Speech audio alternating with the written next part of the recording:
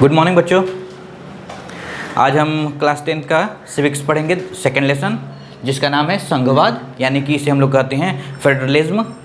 और इसमें हम लोग कुछ पढ़े थे कि संघवाद हमारे देश में कैसे, किस प्रकार से संघवाद कार्य करती है, इसके बारे में हम लोग पढ़े थे, और संघवाद की आवश्यकता क्यों होती है।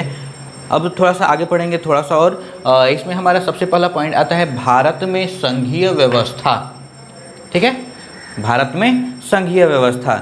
जब हमारा देश आज़ाद हुआ था 1947 को, उस दौरान हमारे देश में जो राजनीतिक व्यवस्था बनाई गई थी पूरे देश में शासन करने की, वो संघीय व्यवस्था बनाई गई थी। अर्थात एक सरकार बनाई गई थी जिसे हम लोग केंद्र सरकार के नाम से जानते हैं, या उसे संघ सरकार के नाम से जानते हैं, यूनियन गवर्नमेंट या सेंट्रल गवर्नमेंट कहते हैं।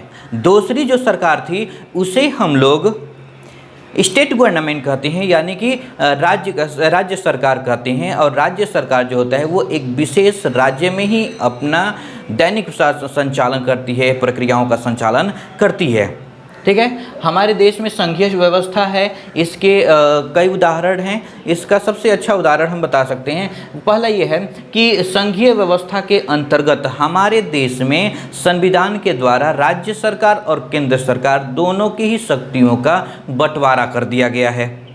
ठीक है, और ये जो लिस्ट है, अर्थात ये जो सूची है, वो 3 प्रकार की होती है, जिसमें एक को हम लोग केंद्र सूची के नाम से जानते हैं, और उस पर जो विषय होते हैं जैसे कि विदेशी मामले होते हैं, बैंकिंग यानी कि बैंक से संबंधित जो मामले होते हैं, मुद्रा से संबंधित जो मामले होते हैं, उस पर फैसले लेने का अधिकार केवल और केवल केंद्र सरकार का होता है। जबकि जो राज्य सूची में विषय आते हैं जैसे कि परिवहन है, पुलिस विभाग है इत्यादि है, इस पर फैसले लेने का अधिकार केवल और केवल राज्य सरकार का होता है। तीसरी जो व्यवस्था होती है, सूची होती है, उसे हम लोग समवर्ती सूची करते हैं, और इस सूची में केंद्र सरकार और राज्य सरकार दोनों ही नियम बनाने का काम करते हैं। लेकिन यदि दोनों ही सरकारें अर्थात राज्य सरकार और केंद्र सरकार दोनों ही किसी एक ही विषय पर नियम बनाते हैं, तो ऐसी परिस्थिति में केंद्र सरकार की बातों को, नियम को मान्यता दी जाती है, और राज्य सरकार के नियम को रद्द कर दिया जाता है। ठीक है, अब आते हैं हम लोग, दूसरा पॉइंट आता है कि संघीय व्यवस्था कैसे चलती है। ठीक है, संघीय व्यवस्था कैसे चलती है। तो संघीय व्यवस्था को चलने का केवल एक ही कारण नहीं है कि ये लोकतांत्रिक देश है। लोकतंत्र होने के बावजूद कुछ ऐसे देश हैं, जैसे कि हम लोग पढ़े थे बेल्जियम के बारे में, श्रीलंका के बारे में, तो वहाँ पर सरकारें तो बनी, लेकिन अब समय समय पर वहाँ पर दिक्कतें आईं। ठीक है, सभी समूहों को एक निश्चित मात्रा में अधिकार देना पड़ा, शक्तियों का बंटवारा करना पड़ा, तब कहीं जाकर वहाँ पर शक्ति का सामंजस्य बैठा। अगर वैसी परिस्थिति हमारे देश में आती है तो हिंसात्मक रूप ले लेगा, जिससे काफ़ी ज़्यादा नुकसान हो सकता है।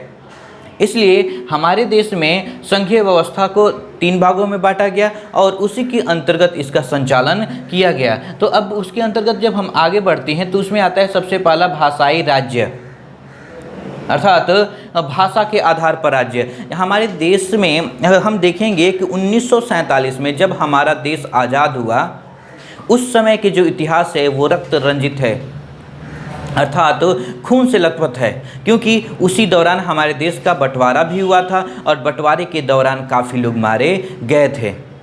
तो तब से और बहुत से ऐसे उत्तरी भारतीय राज्य थे जो एकीकृत हुए थे भारतीय संघ के साथ, और वे मिलकर एक भारत का निर्माण किए थे। लेकिन कुछ ऐसे राज्य थे जो अपने आप को स्वतंत्र रखना चाहते थे, जिसे बाद में एकीकृत किया गया था।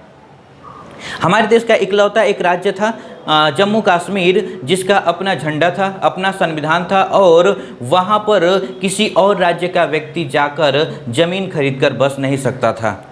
लेकिन वह नियम ख़त्म कर देने के बाद अब ये व्यवस्था भी ख़त्म हो चुकी है। ठीक है, तो भाषा के हमारे देश में अगर 1947 से 2017 के बीच या 2019 के बीच तक जो हम लोग स्वरूप देखेंगे, तो बहुत से ऐसे राज्य हैं, जगह हैं जिनका नाम बदल चुका है, उसकी आकृति, उसका क्षेत्र, राज्यों का क्षेत्र बदल चुका है, उसकी सीमाएं बदल चुकी हैं। ठीक है। तो इन सीमाओं का निर्धारण भाषा के आधार पर या बहुसंख्या के आधार पर या फिर भौगोलिक क्षेत्र के आधार पर, धर्म के आधार पर बांटा गया है। जब इसका बंटवारा हुआ, इसका नामांकन हुआ, तब हमारे देश के कुछ लोगों को इस बात की आशंका थी कि इस आधार से यदि भारत का डिवाइडेशन किया गया, अर्थात अलग अलग राज्यों का निर्माण किया गया, तो ये भारतीय लोकतांत्रिक के लिए नुकसानदायक हो सकता है। ठीक है। लेकिन आगे चलकर पता चला कि इस आधार पर भारत के राज्यों का निर्धारण करना काफ़ी ज़्यादा फायदेमंद हुआ है। दूसरा पॉइंट, अगला पॉइंट आती है हमारा आता है भाषा नीति। भाषा नीति के अंतर्गत यदि हम लोग देखेंगे तो हमारे देश के संविधान में हिंदी को राष्ट्रीय भाषा के रूप में अपनाया गया है। लेकिन ये सच नहीं है, बल्कि हिंदी के साथ साथ 21 और भी ऐसी भाषाएं हैं जिसको अपनाया गया है, जिन्हें अनुसूचित भाषा के नाम से जानते हैं। अर्थात टोटल 22 ऐसी भाषाएं हैं जो हमारे संविधान में अपनाई गई हैं, और उस भाषा को, ठीक है, उस भाषा का प्रयोग हम लोग संविधान से संबंधित किसी भी कार्य को करने के लिए प्रयोग कर सकते हैं। जिस भाषा को हम अच्छी तरीके से पढ़ सकते हैं, बोल सकते हैं, लिख सकते हैं, समझ सकते हैं, उस भाषा का यूज कर सकते हैं, प्रयोग कर सकते हैं।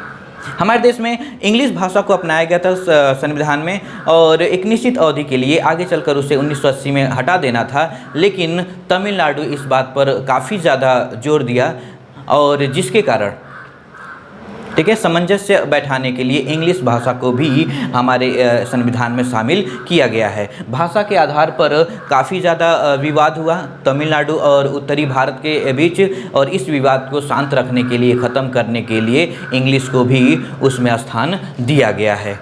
ठीक है। अब अगला आते हैं केंद्र राज्य संबंध।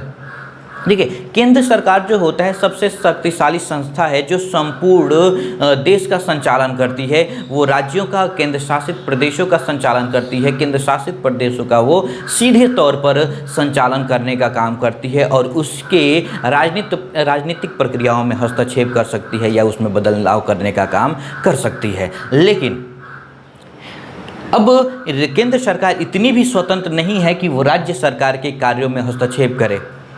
संविधान के द्वारा उस सर्वोच्च न्यायालय के द्वारा एक नियम पारित किया गया, जिसके तहत केंद्र सरकार बिना किसी कारण के राज्य सरकार के कार्य में किसी प्रकार का हस्तक्षेप नहीं कर सकती। ठीक है। यदि किसी प्रकार का कोई बदलाव करना भी पड़ेगा तो केंद्र सरकार को लोकसभा और राज्यसभा के सदस्यों का कम से कम 2/3 सदस्यों का बहुमत लेना पड़ेगा, और इसके साथ साथ भारत में जितने भी राज्य हैं उनमें से कम आधे राज्यों की विधानसभा से भी बहुमत प्राप्त करना पड़ेगा किसी प्रकार का बदलाव करने के लिए। ठीक है। तो इस तरीके से हम लोग देखेंगे कि हमारा जो देश है वो संघवाद का अनुसरण करते हुए किस तरीके से संचालित हो रहा है। ठीक। तो हमारे देश के संविधान के द्वारा केंद्र सरकार और राज्य सरकार की शक्तियों का बंटवारा कर दिया गया है, और इसमें भाषा के आधार पर भाषाई राज्य का निर्माण हुआ है, भाषा को अपनाया गया है, और केंद्र सरकार राज्य सरकार के बीच जो संबंध है वो एक निश्चित बनाने के लिए, और उसमें किसी प्रकार का कोई विवाद उत्पन्न न हो, इसलिए इनकी शक्तियों का भी बंटवारा कर दिया गया है। ठीक है। इससे रिलेटेड जो भी आपके सवाल होंगे आप हमसे पूछ सकते हैं। धन्यवाद।